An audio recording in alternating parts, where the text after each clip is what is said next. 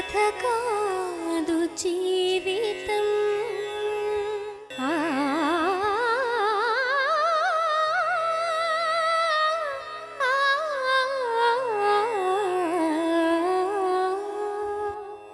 ఇది కథ కాదు జీవితం. బతుకు జట్కా బండి కార్యక్రమానికి స్వాగతం.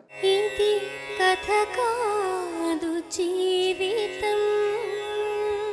ఆమె ప్రతి కదలికను అనుమానించి మానసికంగా వేధించే భర్తను ప్రశ్నించిన ఆమెను అతను శారీరకంగా హింసించడం మొదలుపెట్టాడు. కష్టాలలో అండగా నిలబడిన ఆమె అక్కను కూడా దూషించి తనకు అక్క భర్తతో సంబంధం అంటగట్టాడు అంటోంది. దిగజారిపోయిన భర్త ప్రవర్తన తనకు సమాజంలో తలవంపులు తెస్తోంది అంటున్న ఓ భార్య ఆవేదన ఈరోజు బతుకు జట్కా బండిలో. ఈమె పేరు కవిత. కవితకు వేణుగోపాల్తో పెళ్లై 8 ఏళ్లయింది. పెళ్లైన నెల రోజులకే వేణుగోపాల్ కవితను అనుమానంతో వేధించడం, తాగి హింసించడం మొదలుపెట్టాడు. డ్రైవర్గా పనిచేసే వేణుగోపాల్ ఏ రోజూ కుటుంబం పట్ల బాధ్యతగా ప్రవర్తించకపోగా సంపాదన మొత్తం తాగుడికే తగలేశాడు అని, తన బంగారం కూడా అమ్మకానికి పెట్టి విలాసాలు చేశాడు అంటోంది కవిత. అనుక్షణం అనుమానంతో వేధించే వేణుగోపాల్ కవిత ఫోన్ నెంబర్ పబ్లిక్ టాయిలెట్లో రాసిపెట్టి జులాయి వ్యక్తుల నుండి వచ్చిన అసభ్యకరమైన ఫోన్ కాల్స్ని రికార్డ్ చేశాడు అని, తనను అనుమానాలతో నరకయాతనకు గురిచేసి వేరే స్త్రీతో సంబంధం పెట్టుకున్నాడు అంటూ తన గోడు వెళ్లబోసుకుంటోంది. అనుమానంతో ఉన్మాదిలా ప్రవర్తిస్తున్న భర్త నుండి తనకు తన 3 కూతుళ్లకు న్యాయం చేయమంటూ కవిత బతుకు జట్కా బండిని ఆశ్రయించింది. తన బాధను మనతో చెప్పుకోవడానికి కవిత తన తల్లి 3 పిల్లలతో ఇక్కడికి వచ్చింది.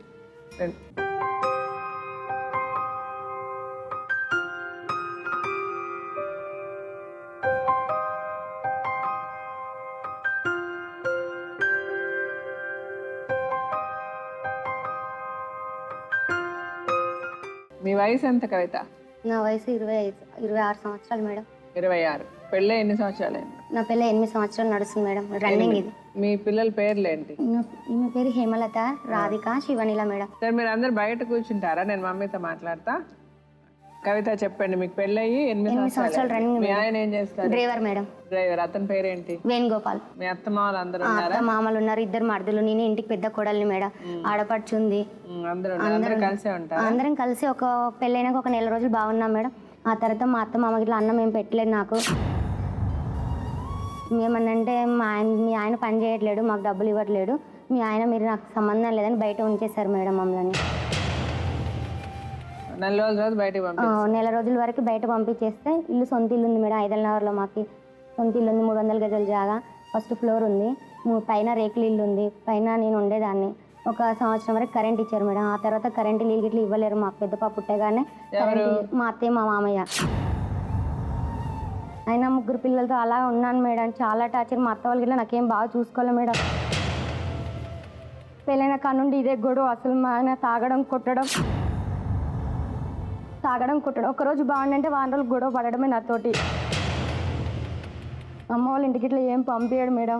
అక్క వాళ్ళ దగ్గరికి వెళ్తా అంటే ఇట్లా ఎందుకు మీ అక్క వాళ్ళ అయిపోతావా అని అయిన వాళ్ళు మేడం. అక్క వాళ్ళ ఇంటికి రావద్దంటాడు, డాడీని రావద్దంటాడు, మమ్మీని రావద్దంటాడు, ఎవరిని రావద్దంటాడు మేడం. వెళ్తా అంటే కొట్టేసి కాల్ చేసి ఇంట్లో వేసి డోర్ పెట్టేసి వెళ్తాడు మేడం నన్ను మా ఆయన. ఇట్లా వేడి చేసేసి కాల్ చేస్తాడు మేడం. ఎక్కడ పడితే అక్కడ వెళ్ళకుండా బయటికి వెళ్ళొద్దు అనేసి. మొత్తం బట్టలు తీసేసి బయట తిరుగుతావా, నువ్వు వెళ్తావా బయటికి వెళ్ళు అని ఇంట్లో బట్టలు ఇప్పేసి డోర్ పెట్టి కొడతాడు మేడం. కేబుల్ కలెక్షన్ వైర్ ఉంటుంది కదా, ఆ వైర్ కట్ చేసి కొట్టాడు మేడం. చాలాసార్లు అసలు బయట చూపించుకోలేను మేడం. నాకు చాలా అసలు అతనితో నాకు చాలా బాధగా ఉన్నా కానీ భరించుకుంటూ ఉన్నాను మేడం. 8 సంవత్సరాలు అలానే జరిపించాను ఆయనతో. అసలు ఏం చెయ్యడు, ఇంట్లో తాగేసి వస్తాడు. జీతం ఏమి ₹1 నాకు ఇంట్లో గిట్లా ఇవ్వడు మేడం. ఏమన్నా అంటే నీకెందుకు, నీకు ఎవడన్నా ఉండడం వాడు తెచ్చి పెడతాను, నేను ఎందుకు తెచ్చి పెడతాను నీకు? నా phone number housing board bus స్టాప్లో రాశాడు మేడం. బాత్రూంలో రాస్తే వాళ్ళేమో గలీజ్గా బూతులు ఫోన్ చేసేసి మీకు గంటకి ఎంత, 2 గంటలకు ఎంత అని మేడం అడుగుతున్నారు మేడం. ఎలా భావించుకోవాలి మేడం నేను?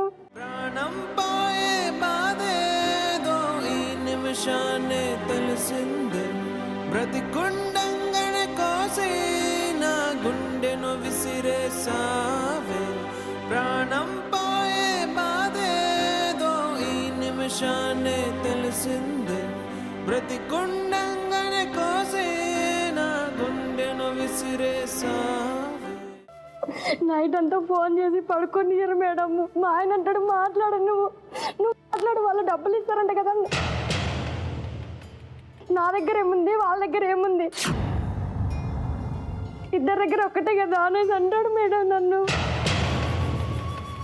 ఎందుకు అతనే రాసి ఎందుకు అలా అంటాడు? అలా అతను రాశాడు, మాటలని రికార్డు పెట్టుకున్నాడు మేడం. నన్ను చాలా ఘోరంగా చూసుకుంటాడు మేడం. అసలు భార్గలాగా ఎప్పుడు ఆలోచించలేదు మేడం అతను నన్ను. ఇప్పుడు తాగేసి కొట్టడం, ఎనీ టైం ఇంట్లో ఉన్నాడంటే పగలైనా నైట్ అయినా ఫుల్గా తాగేస్తాడు మేడం. తాల్బొట్టు గిట్ల లేదు మేడం, ఇది ఉత్తివి కొనుక్కున్నాను మేడం. ఇది అవి గిట్ల తీసుకెళ్ళి పెట్టేశాడు, పిల్లల పట్టీలు పెట్టేశాడు, పిల్లల ఉంగరాలు అన్నీ పెట్టేసుకున్నాడు మేడం. అసలు నా ఒంట్లో ఏం లేదు ఇప్పుడు. ఓన్లీ మా ప్రాణం అలా గిట్లా నేను బాగుంటాం కదా, మారిపోతాడు మాకు బంగారంతో పని లేదు కదా, మేమిద్దరం బాగుండాలి అని చెప్పేసి ఆలోచించాను మేడం. అయినా అసలు బాగా మారాడు మేడం. అసలు 2 సార్లు మందు తాగాను మేడం నేను, చచ్చిపోతాను అనేసి గిట్లా. అలా అయినా చేసినా కానీ చచ్చిపో, నాకేం నష్టమేం లేదు అనేసి ఇంట్లోకి తాళం వేసి వెళ్ళిపోయాడు మేడం. అసలు నన్ను బ్రతకనియాడు మేడం, ఒక్క నిమిషం కూర్చొనియాడు, అన్నం తిననియాడు మేడం. అసలు ఎక్కడికైనా వెళ్ళి ఏదైనా పని ఉందంటే నేను వెళ్ళను, నీ లవర్ తెచ్చి పెడతా, నువ్వు తినేసేది, మాకు సంబంధం లేదు అవన్నీ. ఇంకోసారి ఏమంటాడు ఫోన్ చేసి, మీ మమ్మీని నా దగ్గర ఒకసారి పంపిస్తావా మేడం అంటే, ఎలా ఉంటుంది మేడం చెప్పండి, వాళ్ళ మమ్మీతో అలానే ఉంటాడా మేడం? ఏది పాపం ఏది పుణ్యం, ఏది పాపం ఏది పుణ్యం, మౌనమేనా సమాధానం, ఏది దోషం ఎవరి మోసం, అశ్రువేనా తులామానం. కంప్లీట్ ఇస్తా ఇట్లా రాలే మేడం. మొన్న 4-9 days కేసు పెట్టాను మేడం, 2 నెలల కింద. ఎప్పుడు పెట్టారు? 2 నెలలు అవుతుంది. జేఎంట్ బిఎస్ పెడితే వాళ్ళు పిలిపించారు మేడం. అక్కడ మాట్లాడితే వాళ్ళు ఇంకేం మాట్లాడారో నాకు తెలియదు మేడం. నాతో అయితే మీ కేసు ఫైల్ అయిపోయిందమ్మా, ఏమైనా ఉంటే కోర్టులో మాట్లాడుకోరు మీ ఆయనతో అని చెప్పేశారు మేడం. ఇంకా నేనేం మాట్లాడలేదు మేడం. సరే అని ఫైల్. అంటే ఇప్పుడు అసలు మీరు ఎక్కడ ఉన్నారు, మీ ఆయన ఎక్కడ ఉన్నారు, మీరు ఇద్దరు విడివిడిగా ఉన్నారు? విడిగానే ఉన్నాం మేడం. నేను అమ్మ దగ్గర ఉంటున్నాను మేడం. ఎప్పటి నుంచి? 6 నెలలు 6 నెలల నుంచి మీరు మీ అమ్మగారి దగ్గర ఉన్నారు. అంటే మీరు పిల్లల్ని తీసుకొని వచ్చేసారా? అతను పంపించేసాడా, మీరు వచ్చేసారా? లేదు, కొట్టేసి పనికి వెళ్ళిపోయాడు మేడం. అసలు నాకు లేచి కూర్చోడానికి ఇట్లా అసలు ఇదిగా ఉన్నాను మేడం. చాలా కూడా తెలుసా. ఎందుకు కొట్టాడు? తాగేసి వచ్చి ఫోన్ నెంబరు వేరే వాళ్ళకి ఇచ్చాడు, నా ఫోన్ నెంబరు. వాళ్ళు నాకు ఫోన్ చేశారు మేడం, నీకు గంటకి ఎంత ఏంది అనేసి అడిగారు మేడం. అడిగితే నేను అన్నాను, నువ్వు ఎవరిచ్చారు నంబర్ అని నేను అడిగాను. ఎవరో నాకు తెలియదు, పేరు ఏం చెప్పలేదు, నంబర్ ఇక్కడ ఉందని అన్నారు మేడం.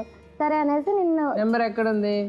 బాత్రూమ్ లో ఉందంట, హౌసింగ్ బోర్డ్ బస్ స్టాప్ లో బాత్రూమ్ దగ్గర బాత్రూమ్ డోర్ పైన ఉందంట మేడం. అంటే ఎవరు, మీ ఆయన రాశాడు? మా ఆయన తెలుసు మీ ఆయన రాశాడు? మా ఆయనే చెప్పాడు మేడం. తాగేసి వచ్చేసి ఇంట్లోకి వచ్చి మాట్లాడు, ఫోన్ వస్తుంది కదా, ఎందుకు మాట్లాడవు, నువ్వు మాట్లాడు, ఇప్పుడు నేను ఇక్కడే ఉంటాను, నువ్వు మాట్లాడు ఫస్ట్, ఎంత ఇస్తాడు అడుగు, గంటకి ఎంత ఇస్తాడు, 2 గంటలకు ఎంత ఇస్తాడు అడుగు, నైట్ అంతా ఎంత ఇస్తాడు అనేసి చాలా ఘోరంగా మాట్లాడతాడు మేడం. మాట్లాడేసి చంపేసి, ఇప్పుడు నువ్వు మాట్లాడకపోతే అనేసి మాట్లాడిచ్చేసి మాటలన్నీ రికార్డింగ్ పెట్టుకున్నాడు మేడం. అంటే నువ్వు పోవే బయటికి, ఎట్లా పోతావు చూస్తావు, ఇప్పుడు నువ్వు బయటికి వెళ్ళు అనేసి నా పైన కూర్చుండు, బయటికి వెళ్ళి ఇప్పుడు ఎలా వెళ్తావు వెళ్ళు, బట్టలు మొత్తం ఊడదీసేసి నా పైన కూర్చుండు, వెళ్ళు బయటికి వెళ్ళి, ఎట్లా వెళ్తావు వెళ్ళు ఇప్పుడు అనేసి మాట్లాడతాడు మేడం. అసలు కూర్చొనియాడు, ఎందుకు పక్క కూర్చుంటే నువ్వు ఇంట్లో ఉండొద్దు, నువ్వు బయటికి వెళ్ళిపో అనేసి అంటాడు మేడం. ఇంకో ఆమెతో సంబంధం ఉంది మేడం మా ఆయనకి. ఆమెకి ఇలా తీసుకొచ్చాడు మేడం. ఒకరోజు మా ఇంటికి తీసుకొచ్చి కూర్చుండబెట్టుకుంటే ఎవరు అని అడిగారు. నేను అడిగితే నాకు తెలిసిన ఆవిడ మా దగ్గర పని చేస్తారు, అక్కడికి వచ్చి 20 అని అన్నాడు. అంటే ఎక్కడికి వచ్చింది ఆమె కాదు అని అంటే, నీకెందుకు, నువ్వేం మాట్లాడద్దు, బయటికి వెళ్ళిపో, ఫస్ట్ బయటికి వెళ్ళు అనేసి నన్ను పిల్లల్ని బయటికి పంపించేసి దాంతో ఉన్నాడు మేడం. నేను ఉండగానే పక్కన కూర్చుంటే ఎలా ఉండదు మేడం నాకు చెప్పండి. దాని పక్కన కూర్చుంటే దానికి మందు తాగేసి, వీళ్ళిద్దరు మందు తాగేసి దాని రూమ్లో ఉంటున్నారు మేడం. నన్ను బయటికి తోసేస్తారు, నన్ను నా పిల్లల్ని. కలిసి సరే, అట్లా ఇప్పుడు ఎప్పుడు ఉంటున్నాం. లాస్ట్ ఎప్పుడు వచ్చేసారు? 6 నెలలు అయింది కదా, 6 నెలలు ఎందుకు అవుతుంది. వచ్చేసారు? అప్పుడే లాస్ట్ ఏం గొడవ జరిగింది? అతనితో ఉండాలంట మేడం, మా ఆయనతో కాదు, వేరే అతనితో ఉండాలంట మేడం. నేను అతనితో ఉంటే నా దగ్గర ఉండు, లేకపోతే వెళ్ళిపో. వేరే ఎవరు? అతను చెప్పిన వాళ్ళ దగ్గర నేను ఉండాలంట మేడం. నాకేం చెప్పలేడు, నేను చెప్పిన వాళ్ళ దగ్గర నువ్వు ఉంటా అంటే నా దగ్గర ఉండు, లేదంటే నీ ఇష్టం. అలా అన్నాడని మీరు వచ్చారా? కొట్టేశాడు మేడం, అనేసి ఫుల్గా కొట్టేశాడు. రైస్ గిన్నె తీసుకొని ఇక్కడ కొట్టాడు, కన్ను దెబ్బ తగిలింది మేడం. నేను వెళ్ళిపోయిన తర్వాత ఇంకా నా దగ్గరికి అసలు ఫోన్ చేయడం కానీ మాట్లాడడం కానీ ఏం జరగలేదు. కొన్ని రోజుల తర్వాత నేను మేడ్చేలో ఫారంలో పనిచేశాను మేడం. ఫారం దగ్గర మా అత్తయ్య వాళ్ళు, తెలిసిన వాళ్ళు, అత్త వాళ్ళ దగ్గరికి వెళ్ళి పని చేసుకున్నాను. అమ్మకి చేతగా, నాన్నకి చేతగా. అక్క వాళ్ళ ఇంట్లో ఉంటే అక్కనేమంటాడు, మీ ఆవిడ మా భార్యను మీ ఇంట్లో ఎందుకు ఉంచుకున్నావు, మీ ఇంట్లో ఉంచుకోవద్దు, బయటికి పంపించేసి, మా దగ్గర ఉండొద్దు, ఎందుకు ఉంచుకుంటా, మా దగ్గర ఉన్నప్పుడు మీ దగ్గర ఎందుకు ఉంచుకుంటుంది, ఉంచుకోవద్దు, బయటికి పంపించేసి, నాకు అవసరం లేదు అంటే మా అక్క అన్నది, నేను మా చెల్లె కదా, ఏం చేస్తావు, నువ్వు కొట్టినందుకే వచ్చింది కదా అంటే, మీ ఆయన దగ్గర మీ చెల్లెల్ని పక్కకి ఇప్పుడు మమ్మీ రూమ్ సపరేట్గా తీసుకున్నాను, మమ్మీ దగ్గరనే ఉంటున్నాను మేడం. ఏం లేదు, తినడానికి ఇలా చాలా ఇబ్బంది ఉంది మేడం. మేము ఒక పూట తింటున్నాం, రెండో పూట అసలు తినట్లేదు మేడం. ఇప్పుడు ఏం చేయాలనుకుంటున్నారు? నాకు న్యాయం కావాలనుకుంటున్నాను మేడం, ఆయనతో విడాకులు కావాలి. ఆయనకు ఆస్తి ఉంది మేడం, ఆస్తి పిల్లల పేరు మీద ఉంచాలని ఆలోచిస్తున్నాను మేడం నేను. సరే, ఇప్పుడు ఆయన గురించి మాట్లాడండి. Okay madam.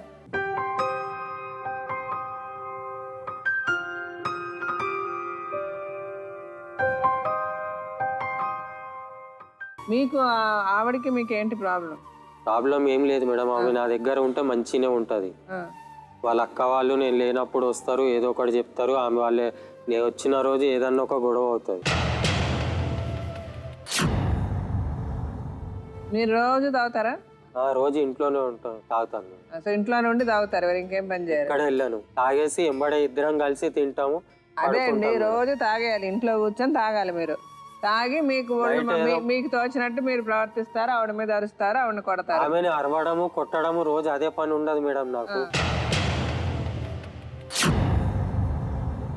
సాయంకాలం ఏదో తెచ్చినప్పుడు టైం మీద వండదు, వంట చేయదు. పక్క వాళ్ళతో వీళ్ళతో మీటింగ్ పెట్టుకుంటూ కూర్చుంటుంది. మనకేం పని మేడం? మన పని ఏముంది, మనం చేసుకోవాలా, సైలెంట్ తినేసి పడుకోవాలా. పొద్దున్న లేస్తే మనకు పనులు ఉంటాయి కదా మేడం. వాళ్ళతో వీళ్ళతో 10 గంటల వరకు మీటింగ్ పెట్టుకుంటూ కూర్చుంటుంది. సో అందుకని ఆవిడ టైంకి పని చేయట్లేదని ఆవిడ కొడతారా? అంతే మేడం. ఆవిడని కొట్టడానికి మీకు రైట్ ఎవరు ఇచ్చారు? మీకు నచ్చలేదు అనుకోండి, మీ పెళ్ళం సరిగ్గా పని చేయట్లేదంటే పెద్దవాళ్ళని పిలవాలి, వాళ్ళ అమ్మని పిలవాలి, మీ అందరినీ పిలిచేసి, ఇదిగో నాకు నా పెళ్ళం నా పద్ధతిగా నాకు పని చేయట్లేదు, నాకు ఈవిడ నచ్చట్లేదు, నేను ఈవిడతో ఉండను అని డైవర్స్ తీసుకొని పంపించేయాలి. ఆవిడని ఇష్టం వచ్చినట్టు గొడ్డును బాధినట్టు బాధే అధికారం మీకు ఎవరిచ్చారు? మీ పెళ్ళాం కాబట్టి మీరు కొట్టచ్చానా? రోజు అదే కొట్టాను కదా మేడం నేను.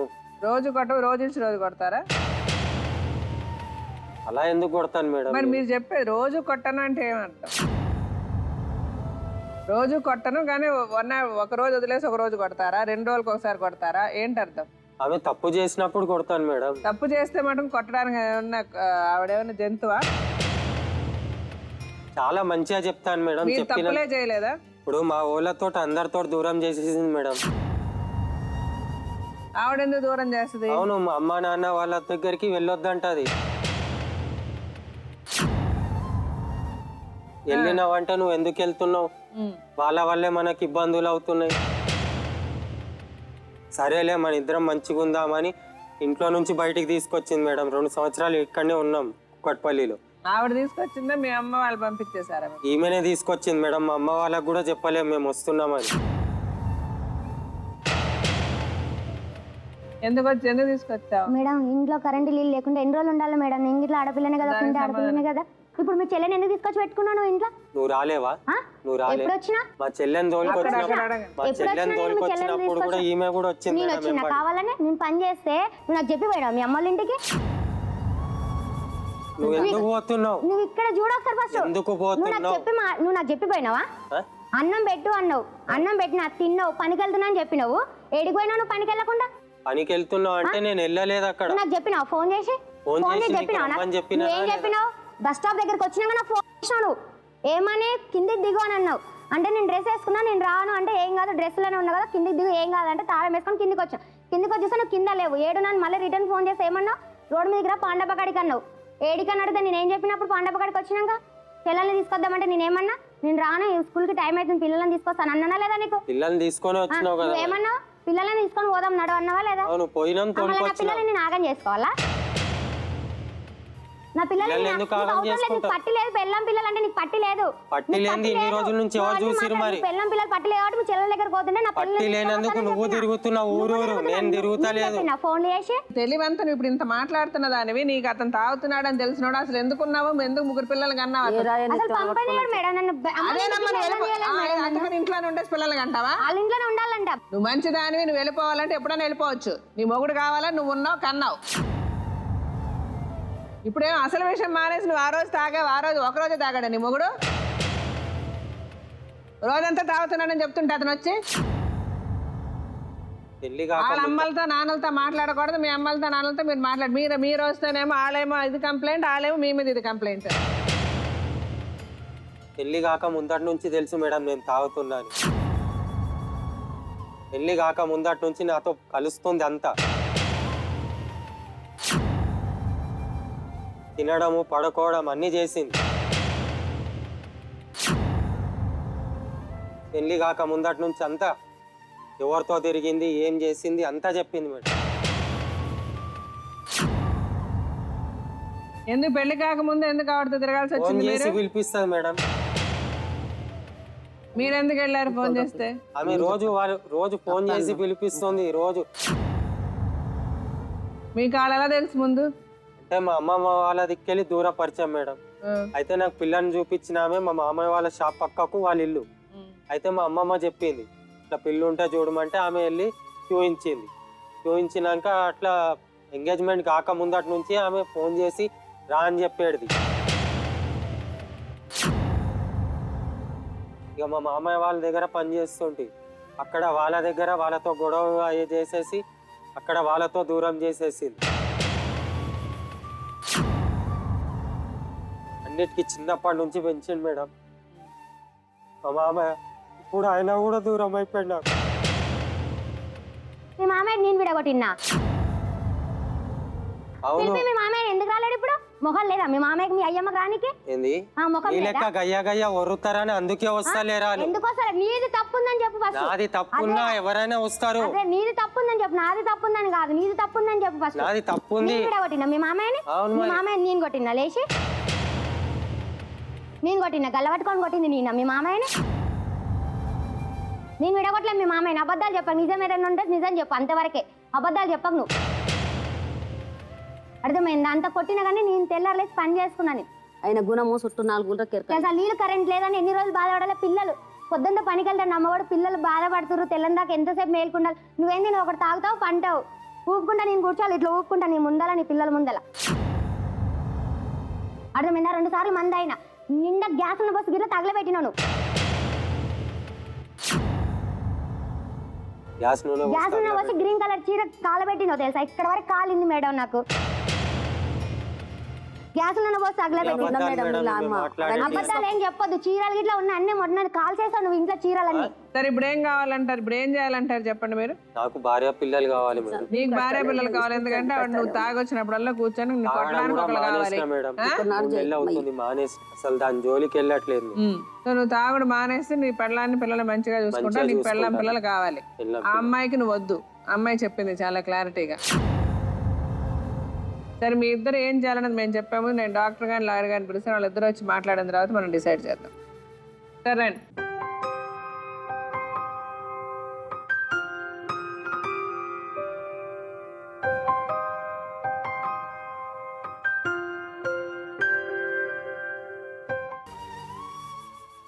అంటే బహుశా ఏంటంటే వేణుగోపాల్ గారు సమాజానికి ఇచ్చేటటువంటి పిక్చర్, అవుటర్ పిక్చర్ అది.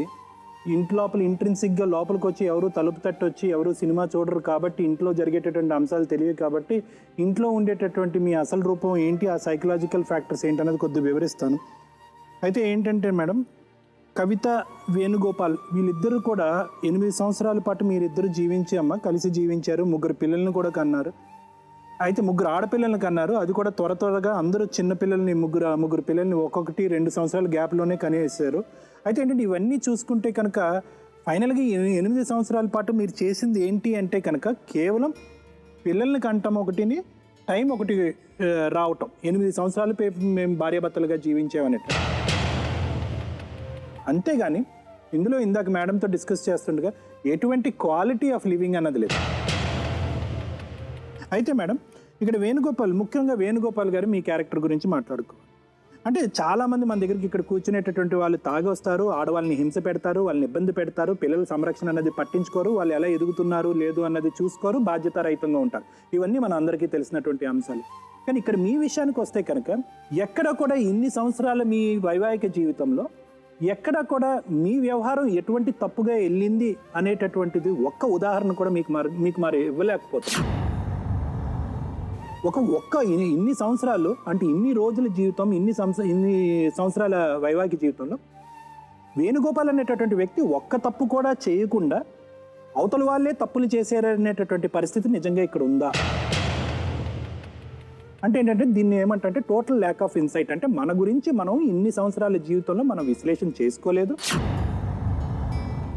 మనం ఏ విధంగా పెరిగామో, ఏ విధంగా ఉన్నామో అనేటటువంటిది మన గురించి ఎవరన్నా అంటే దీన్ని ఏమంటారంటే ఈగో సెంట్రిసిటీ అంటూ ఉంటాం. అంటే మన గురించి మనకు అన్నీ తెలుసు, పక్క వాళ్ళు చెప్తే కనుక విపరీతమైనటువంటి కోపం వస్తుంది. దీన్ని ఫాల్స్ ప్రెస్టీజ్ అని కూడా అంటూ ఉంటారు. అంటే నేను నా భార్యకి అన్నీ చేసేస్తున్నాను, నా పిల్లలకి నేను అన్నీ చేసేస్తున్నాను, ఇవన్నీ చేయటం వల్ల ఈరోజు ఈ సంసారం ఇలా ఉంది, ఈరోజు నేను ఇలా చేయటం వల్ల పిల్లలు ఈ మాత్రం అన్న ఎదిగారు అనేటటువంటి గొప్ప ఫీలింగ్లో మీరు ఉంటున్నారు.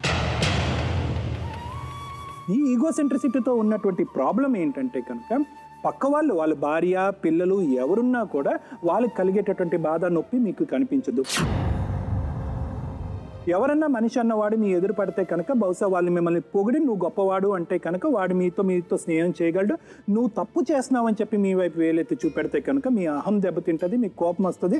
బహుశా ఏంటంటే ఇంకో 2 పెగ్గలు ఎక్కువ తాగుతారు. సో ఇటువంటి ఈగో సెంట్రిసిటీ ప్రాబ్లంతో ఉండేటటువంటి వాళ్ళు ఏంటంటే వ్యసనానికి ఈజీగా లోన్ అవుతారు. అంటే ఏంటంటే ప్రతి క్షణం మాకు ఒక ఎలివేషన్ కావాలి,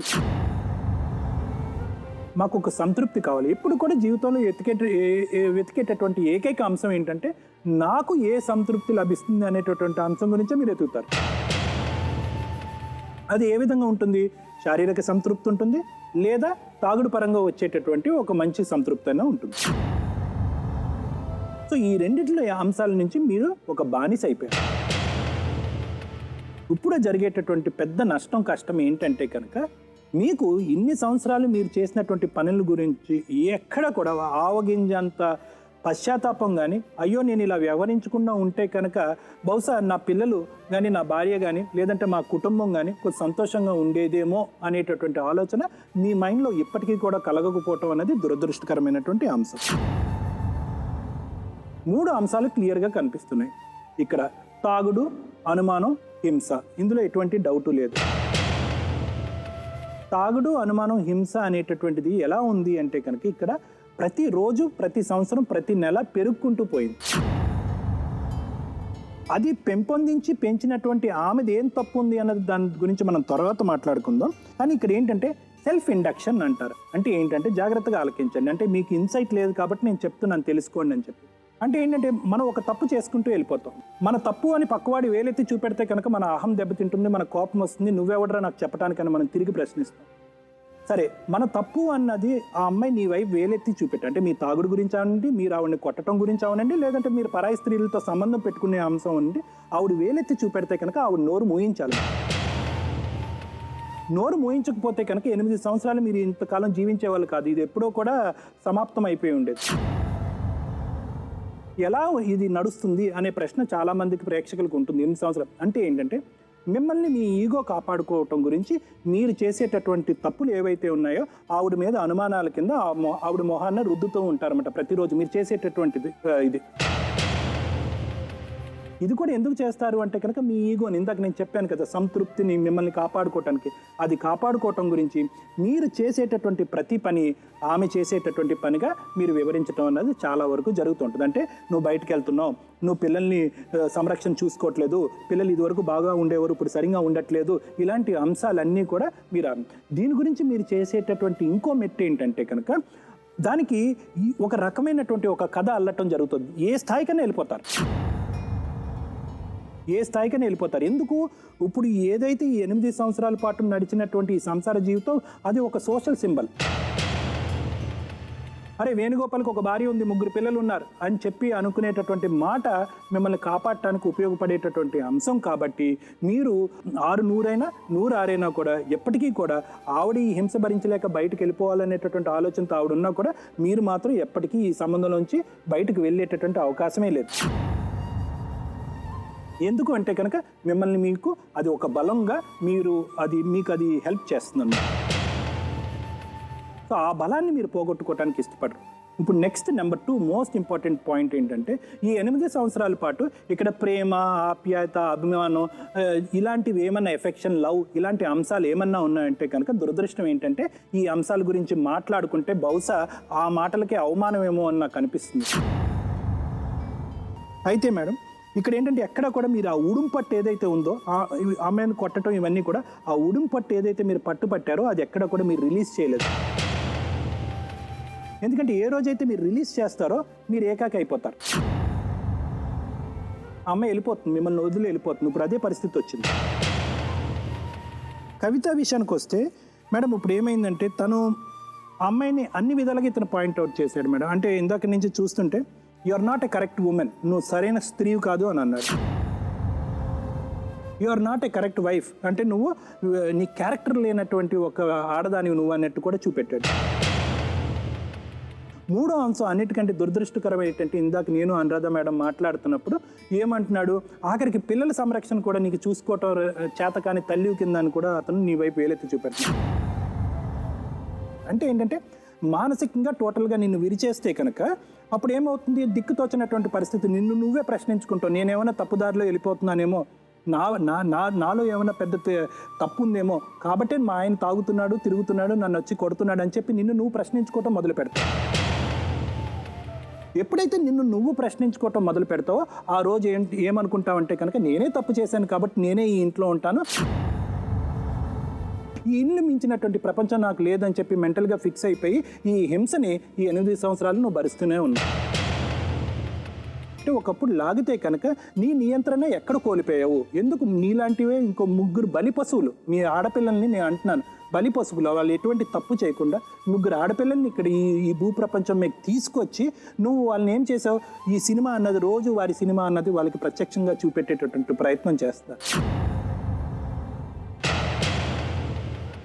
సో నువ్వు చేసినటువంటి తప్పు ఏంటంటే ఈ మనిషిని మార్చుకోలేకపోవటం అన్నది నేను అనను, ఈ మనిషితో కలిసి ఉండి 3 ఆడపిల్లల్ని కంటం అన్నటువంటిది ఇది కూడా నీ స్వార్థపూరితమైనటువంటి ఆలోచన. ఇటువంటి దాన్ని నువ్వు నిజంగా స్వార్థం కానటువంటి మనిషి అయితే ఏం చేయి ఉండాలి, అమ్మో నాలాంటి ఇంకొక పిల్లల్ని నేను ఈ భూప్రపంచం మీకు తీసుకురాను, వీళ్ళని బలిపశువులు చేయను, వాళ్ళు నాలాగా అనుభవించకూడదని చెప్పి ఏ కుటుంబ నియంత్రణ చేసుకుని సంరక్షణ అంటే పిల్లల్ని పుట్టకుండా కాపాడుకో, అలా చేయలేదు. నువ్వేమన్నావు అంటే కనుక అతను నీ పక్కన పడుకోనంతలో నిన్ను అవమానిస్తున్నాడు, బాధపడుతున్నాడు, పిల్లలు కనకపోతే కనుక మళ్ళీ ఇంకో విధంగా అనుమానిస్తాడేమో అని నీ భయాల వల్ల పిల్లల్ని కంటూనే ఉన్నావు. అతని లోపాలని, అతని వీక్నెస్ని ఏవైతే ఉన్నాయో అలా బలపరుస్తూనే ఉన్నావు. సో కాబట్టి ఏంటంటే ఇది కొంతవరకు కాదు, చాలా వరకు నువ్వు తవ్వుకున్నటువంటి గొయ్యిలోనే నువ్వు పడ్డావు. నువ్వు పెంచి పోషించినటువంటి పావే, నువ్వు పెంచినటువంటి బలమే, నువ్వు ఇచ్చినటువంటి ధైర్యమే. ఈరోజు నువ్వు అతను వద్దు అనుకుంటున్నావు, కానీ ఇంత దూరం వచ్చిన తర్వాత ఒక్కసారి ఆడపిల్లల దృష్ట్యా ఒక్కసారి ఆలోచించమని చెప్పి నా విన్నపం.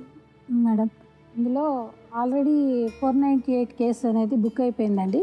10/6/2016 రోజు నాడు ఆ ముగ్గురు మీద బుక్ అయింది. వాళ్ళు స్టేషన్ బెయిల్ కూడా తీసుకున్నారని చెప్పారు. ఇక్కడ ఒక్కటి మాత్రం ఇందాక డాక్టర్ గారు చెప్పిన దాన్ని బట్టి, వీటితో మేము మాట్లాడింది, మీతో డిస్కస్ చేసిన దాన్ని బట్టి చూస్తే ఒక భార్యాభర్తల మధ్యన ఏదైతే నమ్మకం ఉండాలో ఆ నమ్మకం లేని ఒక పెద్ద ఎలిగేషన్ అంటే ఒక పెద్ద అపనమ్మకం అనేది నువ్వు ఎక్స్ప్రెస్ చేసావు. అది ఏ భార్యకి కూడా ఇన్నేళ్ళు సంసారం చేసిన తర్వాత ఒక భర్త మీద అలాంటి ఎలిగేషన్స్ అనేవి వస్తే మాత్రం క్షణక్షణం నరకం లాంటి జీవితమే ఉంటుంది. ఒక తప్పుని ఒక భార్య భర్త చేసినప్పుడు ఆ తప్పుకి 9 నెలలు భార్య అనుభవించి 9 నెలలు అది మోసి కని తను పెంచుతుంది అంటే అది రెస్పాన్సిబిలిటీ. అదే తప్పుని అదే పనిని భర్త చేసినప్పుడు అది రెస్పాన్సిబిలిటీగా అనుకోని పోని మన వ్యవస్థలో ఉన్నాం కనుక భార్యలు 8 ఏళ్ల తర్వాత వేసిన 498లు 15 years 20 years తర్వాత వేసినా కూడా అన్ఫార్చునేట్గా కూడా మేము కోర్టు వేసుకున్న తర్వాత అడిగే మొదటి ప్రశ్న, ఇన్నేళ్ళు నువ్వు నీ భర్తతో ఎందుకు కాపురం చేసావు, ఎందుకు నువ్వు పిల్లల్ని కన్నావు అని అంటే వాళ్ళ దగ్గర నుంచి ప్రతి స్త్రీ చెప్పే ఆన్సర్ ఒకటే, ఈరోజు మారుతారో రేపు మారుతారో ఎల్లుండి మారుతారో అని లాస్ట్ ఆప్షన్గా ఇది అనుకున్నాం మేము అని అంట. ఇది అనుకున్నారు అని అనుకున్నప్పుడు సరి అయిన విధంగా నువ్వు ఎక్కడా కూడా ఏది కూడా నీ కంప్లైంట్లో లేదండి. నువ్వు ఇందాక ఎవరైతే 3వ వ్యక్తి పేరు మాకు అర్హత లేదు కనుక 4వ వ్యక్తి ద్వారా కూడా నీకు చాలా ఇబ్బంది కలిగింది అని అన్నావు. అతని పేరు నువ్వు ఇందులో రాయడం వలన ఈ కంప్లైంట్లో అతను లేకపోవడం వలన అతను విచ్చలవిడిగా అంటే ఆల్రెడీ నువ్వేం చేయగలుగుతున్నావు, నువ్వు నన్నేం చేసావు అనే ఒక ధైర్యం వాళ్ళకి వచ్చేసింది.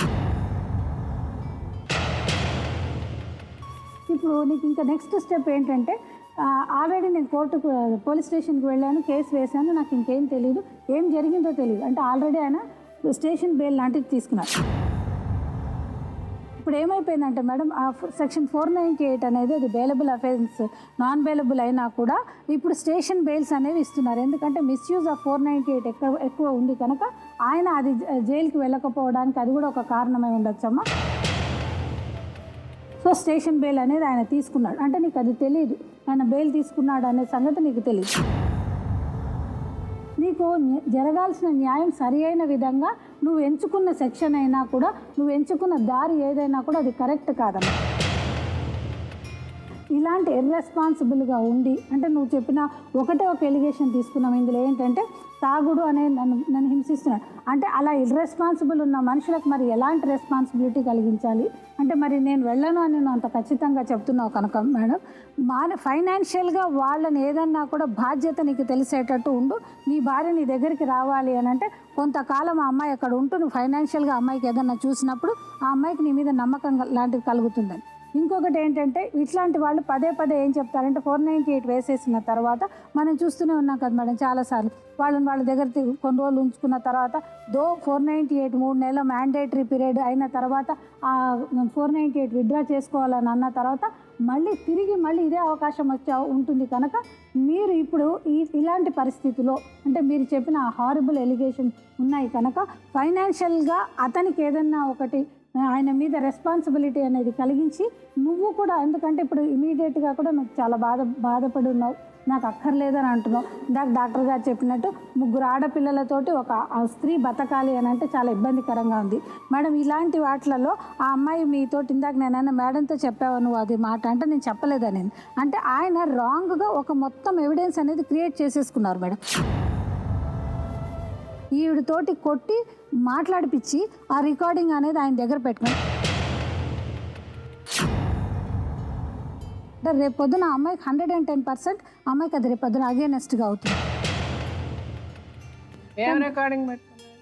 నేను వేరే అతనితో phone number housing board bus స్టాప్లో రాశాను కదా మేడం, ఆ నెంబర్కి ఫోన్ వస్తే నువ్వు మాట్లాడంటే నేను మాట్లాడానంటే నువ్వు మాట్లాడి ఇప్పుడు గంటకి ఎంత 2 గంటలకు ఎంత అనేసి మాట్లాడనేసి రికార్డింగ్ పెట్టుకోండి కొట్టి రికార్డింగ్ పెట్టేసుకుంటా మాటలు ఇప్పుడు మాట్లాడు నువ్వు లేదంటే ఏది నిజం చెప్పండి. అది రికార్డింగ్ లేనే మేడం నా దగ్గర. ఆమె నాతో ఫోన్లో మొన్న మాట్లాడింది మేడం, ఎంత 21st 22 మాట్లాడింది. మరి మాట్లాడితే ఏమంటుంది, నువ్వు పోయిడ గద్దున ఉనకటోళ్ళు ఎవరు లేరు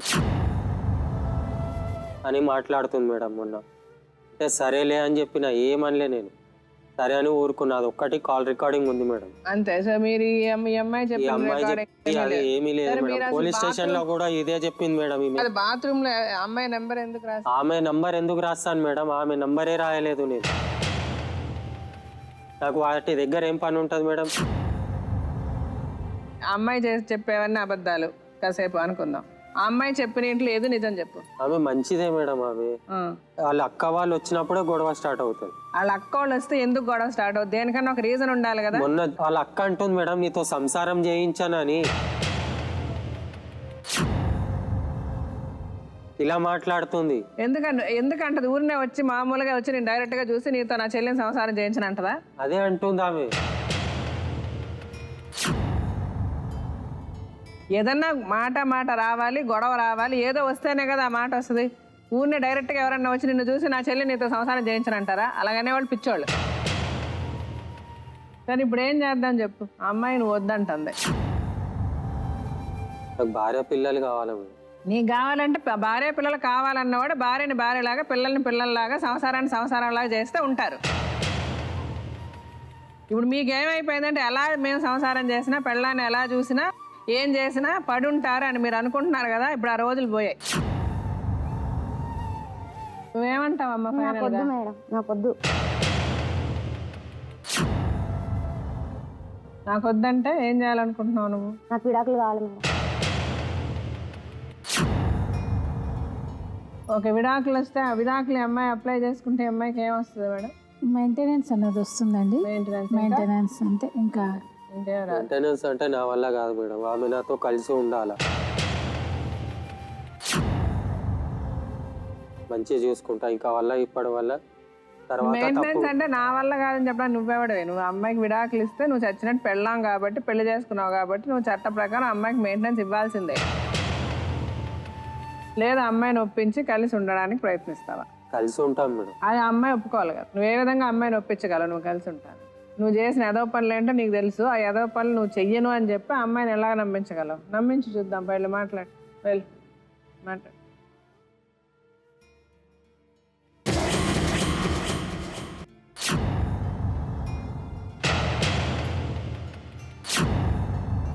నా మీద చెయ్యి పెట్ట అవసరం లేదు. నీ మాటలు నేను నమ్మి ఇంతవరకు తెచ్చుకున్నాను. 2 సార్లు నేను మంద అయినా నీ వల్లనే. నేను ఇప్పుడు భరించలేను, నాకు వద్దు. ఇప్పుడు నువ్వు నన్ను నమ్ముతావు, రేపు నా పిల్లల్ని నమ్ముతావు. నేను కష్టపడి నా పిల్లల్ని నడుపుకుంటా, నువ్వు నాకు వద్దే వద్దు. అర్థమైందా? ఇక్కడ ఇంటావా ఇజ్జతిలో మొత్తం తీసేసినావు. నీకు అవసరం లేదు, నువ్వు నాకు నమ్మించి అవసరం లేదు. నీకు ఒక దండం పెడతాను, నువ్వు నా దగ్గర రావద్దు. అంతవరకే నీకు చెప్పేది. నువ్వు నమ్మాలంటే నేను చాలా నీ దగ్గర నమ్మి ఇంతవరకు అయిపోయినా. నేను అర్థమైందా? ఈ సామాన్ ఇంకా ఇంట్లోకి తీసుకురాలి. ఎన్నిసార్లు గీరు పెట్టినా నువ్వు బంగారం? ఏమైనా పుస్తకం ఉందా మెడలా? ఏమన్నా ఇల్లు ఎందుకు కాపాడినా నీకు? నా భర్త నిల్వ కాపాడుకున్నాను. నువ్వు ఇల్లు తీసేసుకొని తిరిగినప్పుడు నాకు అవసరం లేదు. ఇంకే గిన్నెలు అమ్మిన పెద్ద పెద్ద భగవాన్ నన్ను గిట్లా అమ్ముతున్నా. ఇంకేముంది నీ దగ్గర ఆడని నమ్మకం ఏముంది నాకు? ఇప్పుడు ఆ అమ్మాయి తాళెందుకు తాగట్టు పెట్టావు? అంత అవసరం అప్పుడు ఒంట్లో బాగాలేదు మేడం, ఇద్దరం కలిసి వెళ్ళి పెట్టాము. ఎన్ని నెలలు అయింది నువ్వు పెట్టాడా? చెప్పు, ఎన్ని నెలలు అవుతుంది? చెల్లె ఇప్పుడు కొత్త ఇప్పిస్తా అంటున్నా కదా. ఇప్పుడు అంటే నీకు కొత్త ఇప్పుడు మళ్ళీ పెళ్లి చేసుకోవాలా? నేను కొత్త నేను మళ్ళీ పెళ్లి చేసుకోవాలి. కొత్త పుస్తకాలు ఇప్పిస్తాను నేను నమ్మ నీ మాటలు. అసలు ఏ మాట కొత్త పెళ్లి చేసుకో బెస్ట్. నువ్వు ఇప్పుడు ఎదురు కట్నం ఇచ్చే అమ్మాయికి, అమ్మాయి నీకు కట్నం ఇచ్చింది కదా. ఎంత ఇచ్చింది కట్నం? 1,50,000. 1,50,000 ఇచ్చింది కదా. ఇప్పుడు ఆ 1,50,000 నువ్వు ఎదురు అమ్మాయి కట్నం ఇచ్చి నువ్వు మళ్ళీ పెళ్లి చేసుకో. అమ్మాయిలో బ్యాంక్లో వేసే అకౌంట్లో నీ పిల్లల పేరు మీద, అమ్మాయి పేరు మీద నువ్వు 1,50,000 వేసాయి. ఏ 1,50,000 నీకు ఇచ్చిందో ఆ 1,50,000 అమ్మాయి పేరు మీద, పిల్లల మీద వేసేసి బ్యాంక్ అకౌంట్లో ఫిక్స్డ్ డిపాజిట్లో నువ్వు కొత్తగా పుస్తకాలు కొని తెచ్చి పెళ్లి చేసుకో. నువ్వు 6 నెలలు అంటావా, సంవత్సరం అంటావా, నువ్వు డబ్బులు సంపాదించి అమ్మాయికి 1,50,000 నువ్వు బ్యాంకులో వేసి, పిల్లల పేరు మీద, అమ్మాయి పేరు మీద వేసి కొత్తగా తాళి పట్టుకొని పెళ్లి చేసుకో. 1,50,000 అని అమ్మాయి అంటుంది. మరి అట్లీస్ట్ 1,00,000 రూపాయలు తీసుకురా 6 నెలలు. తీసుకొస్తే నేను అప్పుడు అమ్మాయిని ఒప్పించి అమ్మాయి పేర్లో 1,00,000 రూపాయలు వేయించి నీకు కాపురానికి పంపిస్తాను. నువ్వు అలాగే 6 నెలలు ఎవరు నిన్ను వేలెత్తి చూపించేలాగా నువ్వు బిహేవ్ చేయకమ్మా. నువ్వు జాగ్రత్తగా నీ పని చేసుకో, నీ పిల్లల్ని చూసుకో, నీ ఆరోగ్యం చూసుకో, అంతే.